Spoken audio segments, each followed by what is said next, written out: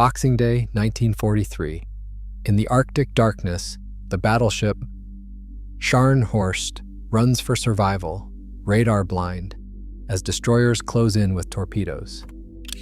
Hours later, her wreck lies upside down at 290 meters on the seabed, the bow torn away, and the official story of her final explosion is still debated. The evidence on the seabed forces a new question. How does a ship designed for speed and survival end up like this? Scharnhorst stretched nearly 235 meters from bow to stern, a fast, lean profile shaped for the open Atlantic.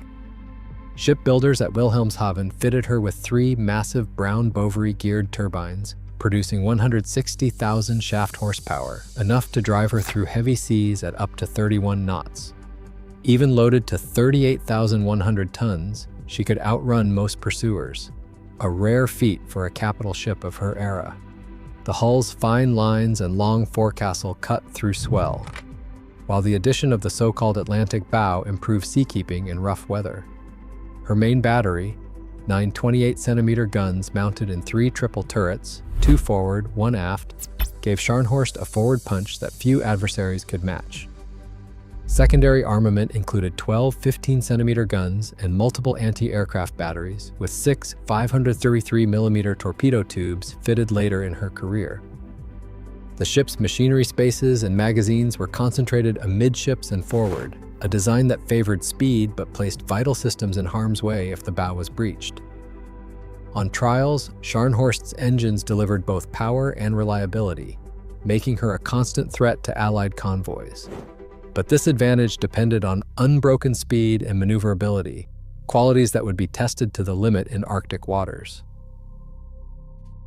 The Atlantic bow refit, completed after early service in rough northern waters, brought a new challenge to Scharnhorst's balance. Engineers extended the forecastle by over 7 meters, adding hundreds of tons of steel to the very front of the ship. This reshaped the hull's profile for better handling in heavy seas, but it also shifted the ship's center of gravity forward. Beneath the deck, 2 massive triple turrets and their magazines already concentrated much of the main armament's weight ahead of the bridge. The armor scheme, designed to shield vital spaces from shell fire, was thickest around the forward turrets and command center, tapering off toward the bow. These choices made Scharnhorst fast and formidable on the attack, but they also meant that the forward compartments carried a disproportionate share of the ship's mass. In a flooding emergency, water rushing into these sections could quickly tip the balance, making recovery difficult. The lightly armored bow extension, while improving seakeeping, offered little resistance to torpedoes or shells. Once breached, the forward weight could turn a survivable hit into a fatal cascade, setting the stage for the kind of catastrophic damage seen in her final battle. At 9 o'clock in the morning on December 26th, Scharnhorst's forward radar vanished in a flash of shell fire. British cruisers, hidden in swirling snow and Arctic gloom, had closed the range and struck first. A heavy shell from HMS Norfolk smashed through the superstructure, shredding the antenna and leaving twisted wreckage where the ship's eyes had been. In seconds, Scharnhorst lost her only reliable way to track enemies in the blizzard. Her few MO-27 radar was gone, and with it any hope of seeing the Royal Navy better than they could see her. The bridge crew scrambled to switch to visual spotting, but the Arctic morning offered little more than shifting shadows and bursts of starshell. Gunnery officers huddled around rangefinders, straining to catch the briefest silhouette of a cruiser through sleet and darkness. Each time the guns fired, the shock echoed through the steel decks, but the salvos fell wide. British ships, guided by radar, could see without being seen. Scharnhorst's main battery of 9 28-centimeter guns now fired by guesswork. Below decks, the gunnery teams worked by routine and memory. With radar out, they relied on spotters reporting flashes and splashes, hoping for a lucky correction. Fire control officers, trained for precision, found their calculations slipping into uncertainty. The cold seeped into every compartment, fogging optics and numbing hands. Shells from British cruisers continued to land, each one a reminder that the enemy could track Scharnhorst's every move while she was left nearly blind. By late morning, the German ship was forced to break contact using speed to escape the trap. But the damage was already done. Without radar, Scharnhorst had surrendered her greatest advantage. Every mile steamed into the Arctic gloom brought her closer to the invisible noose tightening around her. The gunnery crews, once the pride of the fleet, now fought in a world where every shot was a gamble and every shadow might hide a torpedo's approach. At 1850, the destroyers closed in. HMS Scorpion, followed by Savage and Saumarez, launched torpedoes into the Arctic darkness, bracketing Scharnhorst from starboard and port. One after another, warheads struck home. The first impacts tore open compartments near the aft engine rooms, flooding machinery spaces and forcing Scharnhorst's speed down. The port outer shaft jammed. Moments later, more torpedoes struck amidships and forward, sending shockwaves through the steel decks. The ship's trim shifted with each hit, first a shudder, then a growing list to port. With speed slipping below 20 knots, Scharnhorst became a target for the big guns of HMS Duke of York. At a range of 12,000 yards, radar-directed salvos began to land with deadly accuracy. 14-inch shells punched through the armored belt, disabling secondary turrets and starting fires in the superstructure. One shell wrecked the forward magazine's flooding system. Fire control teams, already working by hand after the radar loss, now fought to keep the main battery firing as the list increased and power flickered. Destroyer logs recorded the chaos, torpedo wakes crossing under the stern, flashes of heavy gunfire, and the distant glow of burning oil. Onboard Scharnhorst, damage control struggled to stem the flooding. Water poured into the forward sections, the very area weighted by the Atlantic bow refit.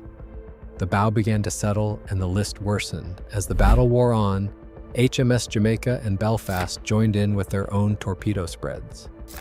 By 1930, Scharnhorst was barely moving, propulsion crippled, steering gear failing, the hull now heeling sharply. British destroyers circled in the snow, launching the final salvos. At least 21 torpedoes were fired in total. In the confusion, a question remains. Did the cumulative hits alone break the ship's back? Or did a magazine explosion near the forward turrets finish the job? What is certain is that the ship began to capsize, the bow separating as the hull inverted. Survivors later described a final massive shock as the Arctic Sea swallowed Scharnhorst. The debate over the exact cause of the bow's loss continues, but the evidence from battle reports and the wreck itself points to a relentless step-by-step destruction. Torpedoes slowed her, guns battered her, and water flooded forward until the ship could take no more. Locating Scharnhorst's final resting place required precision and patience.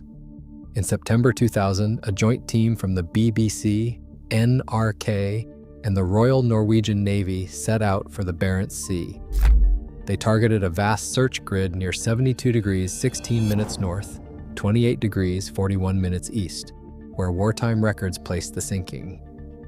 The survey vessel, Sverdrup II, swept the seabed with sonar, mapping contours for any sign of a capital ship. At 290 meters depth, the water was pitch black and frigid, and the pressure was immense. Sonar traces hinted at a large, unnatural shape. Confirmation came when the Royal Norwegian Navy vessel Tyr deployed a remotely operated vehicle, sending back images of an upside-down hull and scattered debris. The team identified the wreck by its dimensions, the distinctive triple turrets, and the heavy armament layout matching every detail to Scharnhorst's blueprints. This methodical approach provided the first hard evidence of the ship's fate, and it set the stage for a forensic study of the damage. Remotely operated cameras sent down by the Norwegian Navy in 2000 revealed an unmistakable story in steel. Scharnhorst lies inverted on the seabed, her hull scarred by battle and time. The most striking feature is the detached bow, lying apart from the main wreck, separated near the forward turrets. Along the hull, twisted propeller shafts and the torn remnants of engine spaces match the sequence of torpedo hits logged by British destroyers. Torpedo damage is visible in the structural breaks and buckled plating.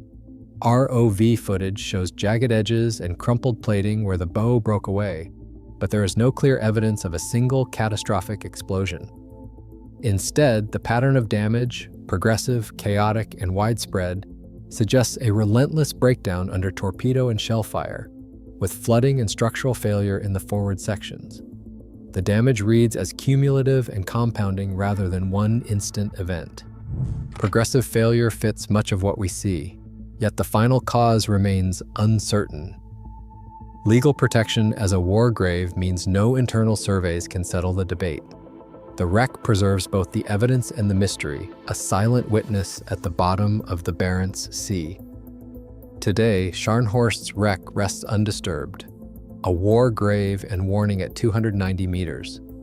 As Arctic waters protect its secrets, each new scan reminds us, technology may change, but the cost of conflict never does. The silence on the seabed is the truest record left. Thanks for watching.